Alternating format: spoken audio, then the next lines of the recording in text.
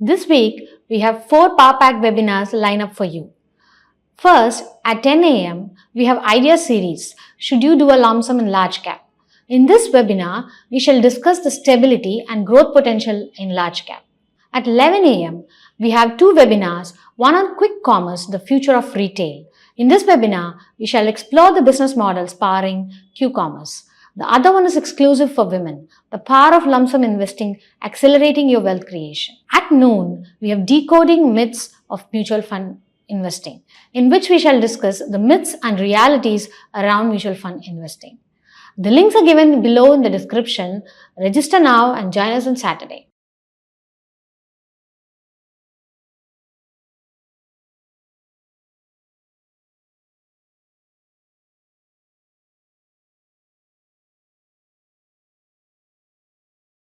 While you keep your individuality, you also learn to appreciate the individuality of a generation of investors who are coming into the market. Right. That's very important. Right. Their thinking will be like what my thinking was when I came to the market. You keep saying that, yeah. So, that new thinking is valuable. Right. So, making them think more will also help us think more, because you are challenging yourself by kind of making your experience sit lightly. Right.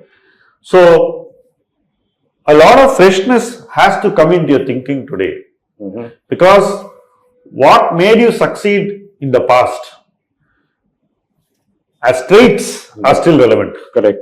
But as investment themes or industries or sectors of business is rapidly changing. Right. So, how do you take those traits into new themes? That is the challenge.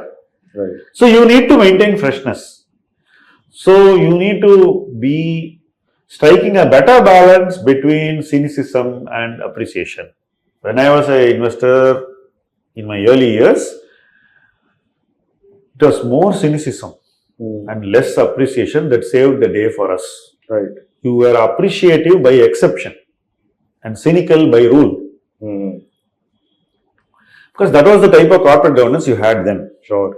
That was the level of disclosure you had then. Right. Today, I think that the importance of appreciation is going up and the relevance of cynicism is going down. That is why you find that the noisy investors of Twitter are lousy investors in real life.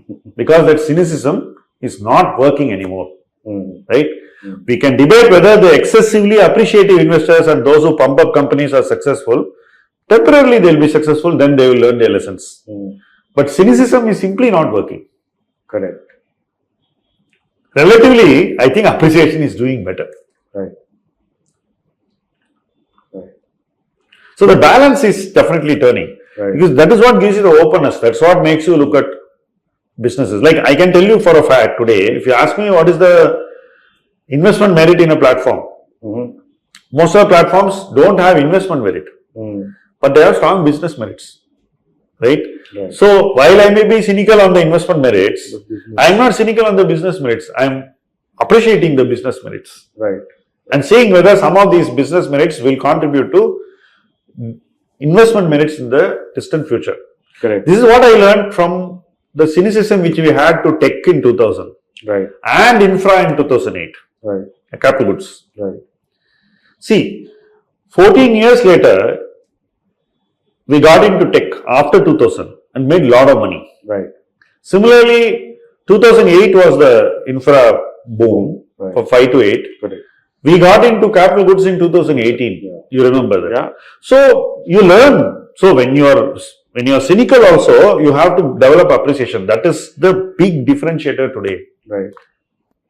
No, I think also, I mean, that's the beauty of our profession, right? I mean, what you read, what you are looking at today, it may be working or may not be working, but few years later you can use it. And the more you spend that time in the markets, the more it compounds as in terms of your information, in terms of your knowledge. Yeah, slowly it ages well. See, whatever you learn ages well. I mean, we have had discussion. I remember you telling me stocks that you looked at in 2007-8 and then you invested in 11, 12, 13. So it sat with you for 6 years. Yes. Right? So, I mean, in terms of if everybody is talking about quarters these days, 24 or 30 quarters, right?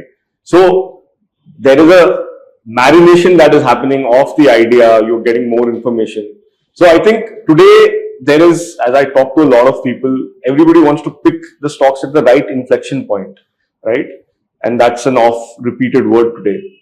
But I think to be able to understand that inflection point, you need to really look at a long history. You need to spend time with that, travel the journey sometimes with the company, and that can be frustrating, that can be enriching, however you want to put it, right? So do you agree with that? Catching the inflection point? Yeah. With a disclaimer. You know the inflection point only after you have passed it and gone significantly long beyond it. Yeah. That's when you know it for sure. Right. The bottom of ITC at 140 was known only at 180. Even those who said I bought it at 140 said it at 180. They didn't say it at 140. So remember this. Right. So the inflection point is something you get to know long after it has passed. So knowing the inflection point is not a skill, or trying to get it right is no more a skill. It was never a skill. Even if you are able to sense that maybe this is the inflection point, it is your hunch. Right. It is not knowledge. There is no way you can validate it at that point. Right. So people are trying to prove that they have the skill to always get their hunches right. I think I'd rather accept that I don't have the skill and play that whole saucer. What is inflection? It plays out usually like a saucer, very rarely like a V. Yeah. Most of the time it's like a saucer. Right. Even if it's like a V, I would like to climb all the way down and all the way up. And maybe if I am good, I've got a lot of investments into that idea around the inflection point, maybe 5-10% both ways. Right. That's the best case. Right. Now assume that a very liquid stock has an inflection point and you have to put in 50 crores into it. On that day, what are the odds that the seller will be so stupid that he will give you what you want? Correct. First, what is the probability? Right. It's very low. Right. Second, what is the prospect that you are the only one who wants to catch the inflection point? There could be many people today. It's a hugely competitive market. Correct. Which means that you must ready to be humbled by the market around the inflection point. And by doing so, and by being willing to be humbled by the market, you end up smarter than the market. So the whole structure of how you try to manage the inflection point and how you try to come out not looking bad, looking good is secondary. Correct. Is accepting many things which are not in your control. Sure. It is an acceptance. Right. Like I discussed a result with you this morning. Right. Yesterday I placed an order with my dealer saying buy 1 lakh share. He bought 4,000 shares. After the result, the stock goes up to upper circuit. Now, when the stock was 10% higher 2 weeks ago, I was thinking, let me wait. I didn't see the calendar of results. That is basically the thing. It just missed because I already own enough stock. But if you are willing to be humbled around the time of the result, I would have ended up buying a few lakh shares. Right? Right. Now, knowing the inflection point before the result through a hunch didn't help me do anything. I am giving you a live example. Sure. Right. So, even if you know that maybe this is the inflection through a hunch, and within hours the result comes out and proves your point, what have you achieved? Nothing. So actually, I mean, this point around, as you said, the saucer, right? But that gets me to this question of how do you size portfolios, right? How do you size positions rather to create that portfolio? We were talking the other day, right? When you hit a certain milestone as individual investors and then want to go to the next level, you also, and you've been talking about it, you talked about it in your recent talk also a few months back, that you have to prepare yourself to be able to get to a certain level before you get there, right? So this mental preparation, how do you do that? One, and two, in that, so that is slightly long term, in the here and now of as you take decisions on a maybe daily basis or on a weekly, monthly basis, you are looking at this saucer, right? So you're buying few thousand shares, few hundred shares every day. Maybe price is here, few months later the price is down. So it's not one level you've bought across levels, right? And that also helps you to build a position. Correct. Right? So do you go into a stock thinking that this is a certain percent of my portfolio on day one, or you say that, okay, this is a thought, let me stay with it, I'll go, and as things evolve, I can change. How is it? I mean, if you can just maybe give some examples. See, when you start an idea in your portfolio, I am not sizing the final position. Right. It is open-ended. Correct. Rarely you get a position size when you start buying. It can happen in the biggest bear markets that I would like to own this position. Suppose you have a bear market like 2012 or you have a bear market like 2020 and you have full conviction in the market and you have the liquidity, there you can size the position immediately. Right. You can do it at the starting point itself and you can probably even size the position within a day or two. But in markets like you are seeing now, there is no need to do that and there is no urgency to do that. Correct. So basically you find a stock to be worthy of being given a position in your portfolio. Sure. That's the starting point. Right. Then you decide what is the size of the position below which materially it doesn't make any sense to keep a position. Right. So the first port of call or the first base camp in the climb towards a big position size is that initial position. Right. It could be 1, 2, 3%. Right.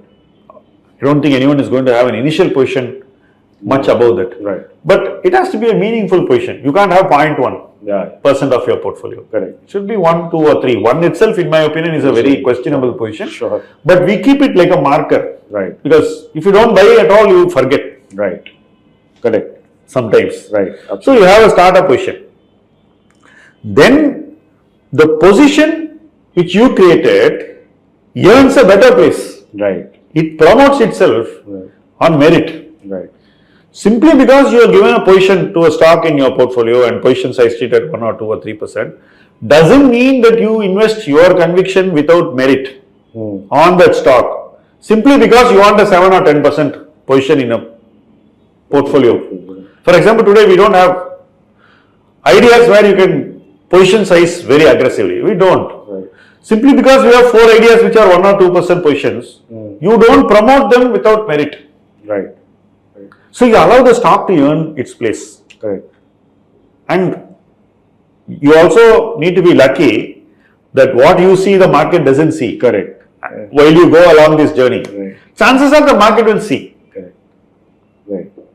So very high chance that market will not only see, it will see better than you and act faster than you. Correct. Right? So you need to accept that first. Internalize that the market may be smarter. So I need to look a little idiotic at times. Right. And yet meet what my objective is. Correct. I mean, these are very fascinating things that we keep discussing and we keep doing also. How is it different when you were doing this for others versus doing it for yourself?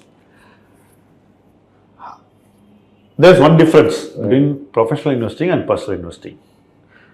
The quality of ideas is the same. Correct. But I am ready to look more foolish to myself than I am willing to look to others. Right. So there will be that little bit of caution that will be more when you're a professional investor. Right. Which means that your process has to be tighter, foolproof, and you need to be sharper.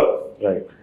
The only way to do it is by involving more people in the decision, by having a very open and very engaging way to create, build, promote and complete positions. Right.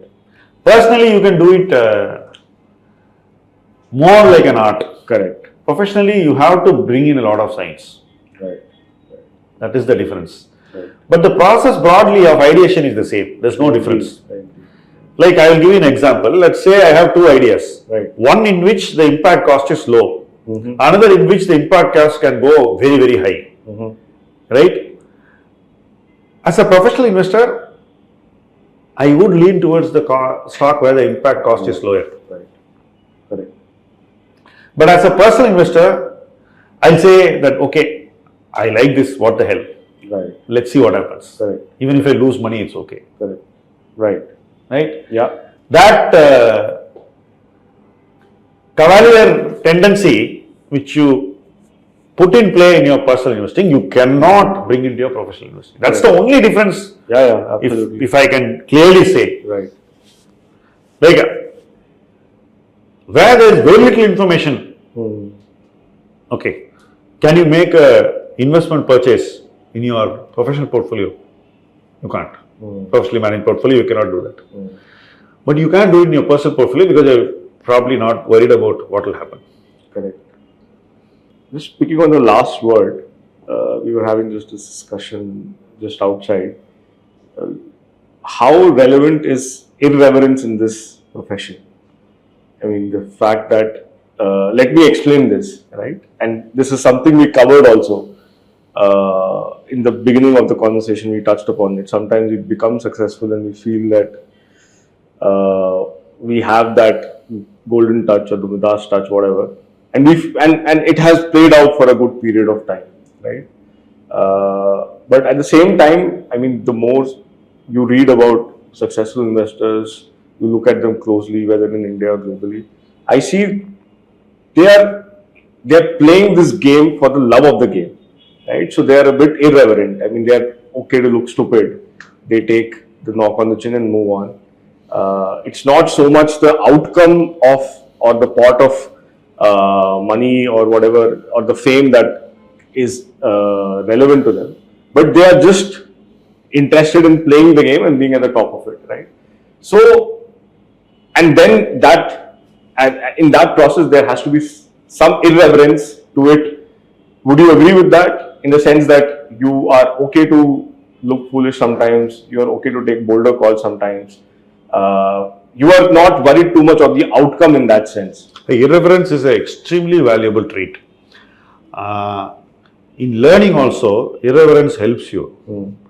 But when you are irreverent, it should not be taken as arrogance towards somebody else. That line is a very difficult line. I have always found it difficult because my broad thinking towards situations is more founded on irreverence towards something that's happening, Right. not to someone. Right. But it's very difficult to draw that line. So, irreverence should be guarded within a social circle where there is a culture of irreverence. Sure. You protect your irreverence By having a circle of people who understand your irreverence. Right. You can't go on Twitter or YouTube or on TV camera and say it. Correct. It's not worth it in the first place. So, irreverence is very good. But even irreverence has to be protected so that it's productive. Correct. Otherwise, what happens? Your irreverence will be interpreted as arrogance, it will be interpreted as enmity, it can be interpreted as envy, and you will be defending all those things which you have no interest in. Right. And when you do things which you are not interested in, it affects you when you do the things that you are interested in at the same time. Right. Shyam, in this irreverence, the other point that I also wanted to sort of also touch on is not really thinking too much of the outcome, right? You are not so much worried that the stock will go 5x. I mean, we all get into a thought process that this is how it, but I'm not sure if I'll be able to explain, and because we've had these discussions, so I'm just trying to get those things here. When, let's say, if I take a cricketing analogy, right? Obviously, every batsman wants to score 100 when he gets into the zone of batting, right? But it's not humanly possible, right? But the point of achieving that, there is a process, there is a thing that the grind has to be there, right?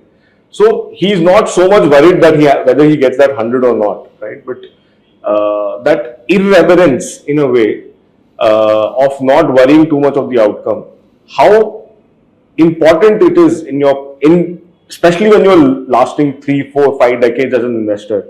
How do you build that? Because when I look at it, we are all worried about, oh, the stock is not doing well for a year, 2 years, when everybody is doing so well, etc., etc. That fear of not doing of your position not working out, or in this irreverence contains so many things, right? You're comparing with others, right?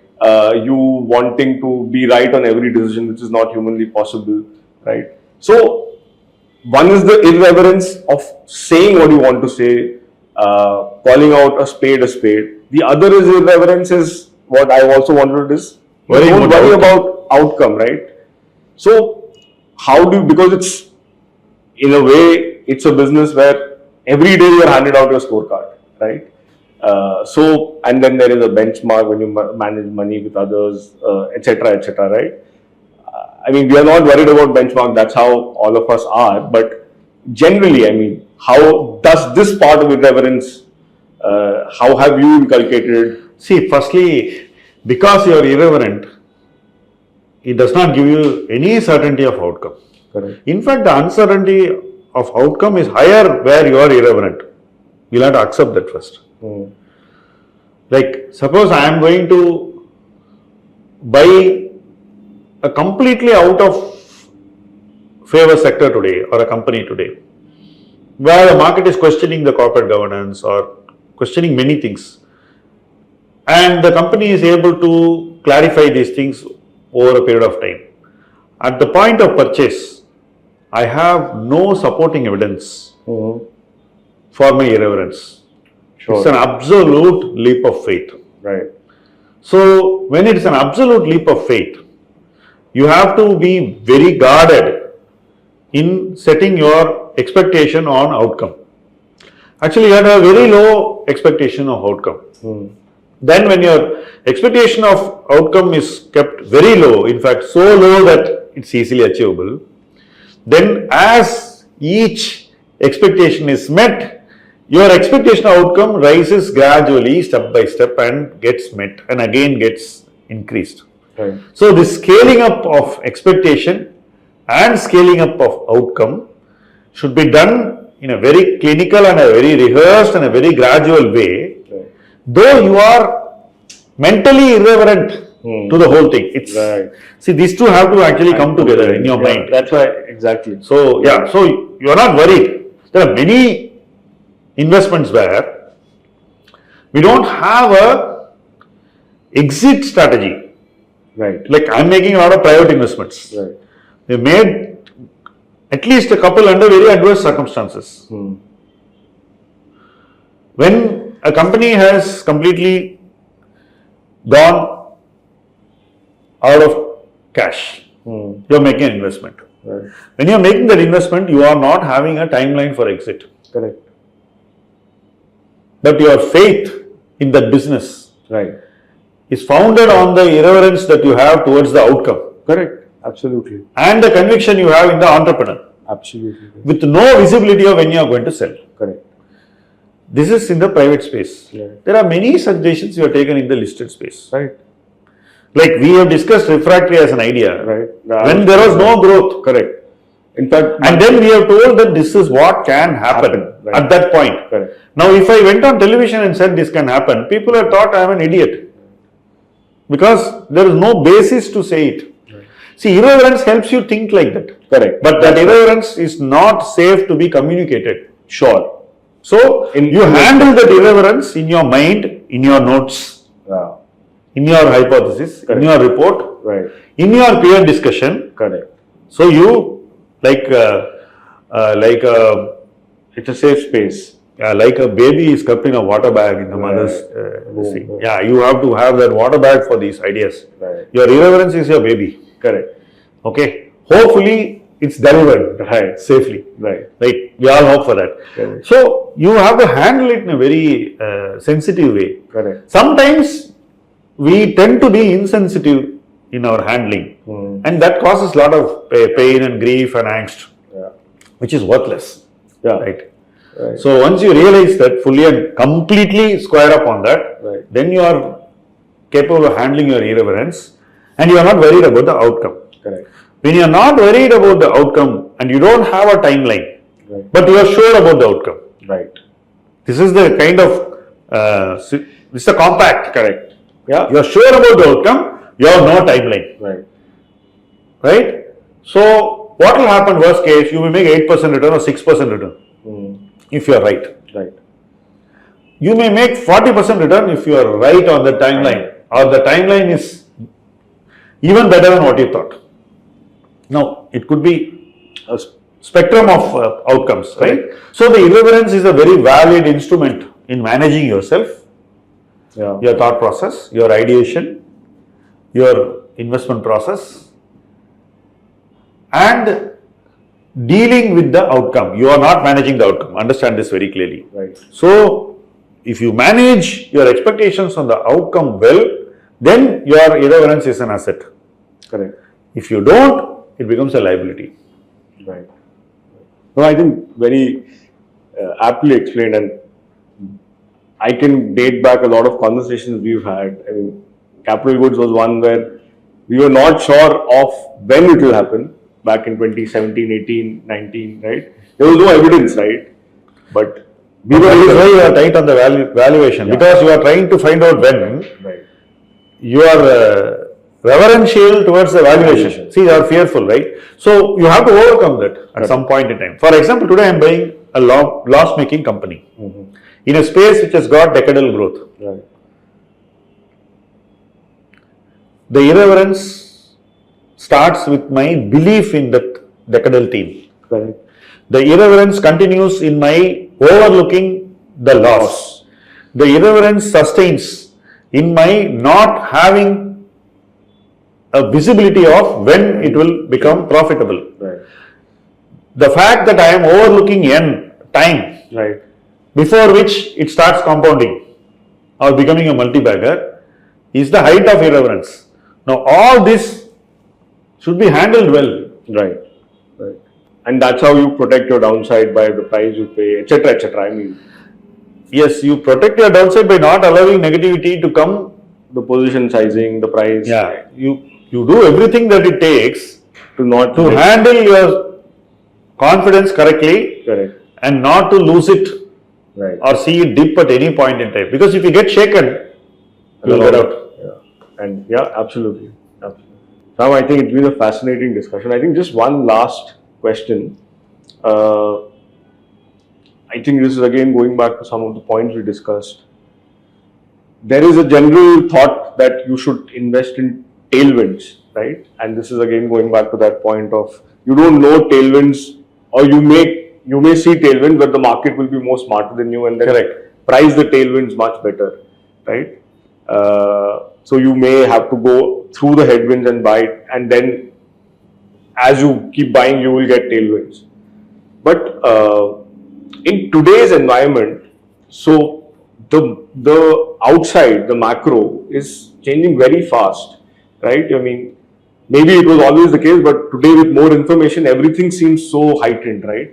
So headwinds can become tailwinds, and tailwinds can become headwinds. Absolutely. Right? And can happen very fast, right? So, as an investor, if you are somebody who is a fairly concentrated investor, you want to build big positions, how do you change this quick thing? Do you react to a lot of these things, or do you you have a long-term view and you let these things play out and then assess? So how does this, so what I'm trying to ask is, there is an external environment which is always constantly changing, but I think it is changing maybe a few factors higher than what it was earlier with technology, with geopolitics, etc., etc., etc. And we are more connected as well. So how do you marry this short term, which can lead to many long term as well as very short term changes, to your long term investing? I think you have to react only where you really need to. You need not react to everything. Right. And when you react, you must be fairly confident that you are not awfully wrong. So, You don't need to react every morning to what happens in the US market. Right. But you need to react to the result of a US election. You cannot avoid reacting to that. You need not react to every geopolitical conflict. But you need to react to changes that are arising out of certain critical geopolitical standoffs, Sure. which may last for a long period of time. And may affect your position that you're holding. Correct. So you should have a very rehearsed response and rehearsed way of reacting, not an impulsive way of reacting. So I'm not saying you should never react, but react with responsibility. React in a very gradual and a very rehearsed way. And once you have made up your mind on a reaction, execute what you need to do. Don't be vacillating. So generally the tendency is to be indecisive. Right. Take time to arrive at your decision, and once you have arrived at the decision, execute. So this is the way in which we can manage to survive in a world where things are changing very fast. Even though things are changing very fast, it doesn't mean that you must decide as fast as things change. You can give yourself little time, nothing will happen. Right. But still, you should be sure that the decision you have made will stand the test of time. Like people sold at the bottom of the COVID crash and got out. You shouldn't do such things. Correct. You need not buy at the bottom. You can buy even 10% above or 20% above. But you shouldn't have sold. Right. So if you are a kind who thinks through it carefully, waits for some signal that the bottom has been formed and then gets in, it's fine. But you should not be caught out of a trade. Right. You shouldn't do what definitely is avoidable. So in that way, you have to have a thought process and a decision making engine or a mechanism which will help you survive all times. Correct. The future is going to be more and more testing in terms of decision making. So however strong your conviction may be, translating your conviction into decisions is an everyday job. Right. It's a 24/7 responsibility. Correct. And it is a responsibility for which you must prepare every single day. And you don't know when you are going to use all the preparation. Right. So it's like physical fitness. Correct. So it is decision fitness. And we are in an era where you have to have very high decision fitness. Sure. And that's the future. No, I think, especially in this time where money making has become a bit easier than what it ought to be. Whatever you say, whatever you said, seems like a lot of work. But as somebody who's practicing it, right, it is what it is. It is exactly what you're saying, right? You need to be absolutely be on top of things and be prepared. And I always say this, that first principles, money making is never easy, right? And when we are living in a time where it's made to be very easy, given the way the markets have been, I think what this discussion, has been sort of a sneak peek into a lot of things that what your career has been. But I think it's just a sneak peek, because everything that you discussed, there is a depth and there is even more you can get into. So I think as I have been discussing, a lot of things, a lot of our conversations have sort of in my head getting relayed back. So yeah, this has been a very interesting discussion, Shyam. Thank you. Thank you.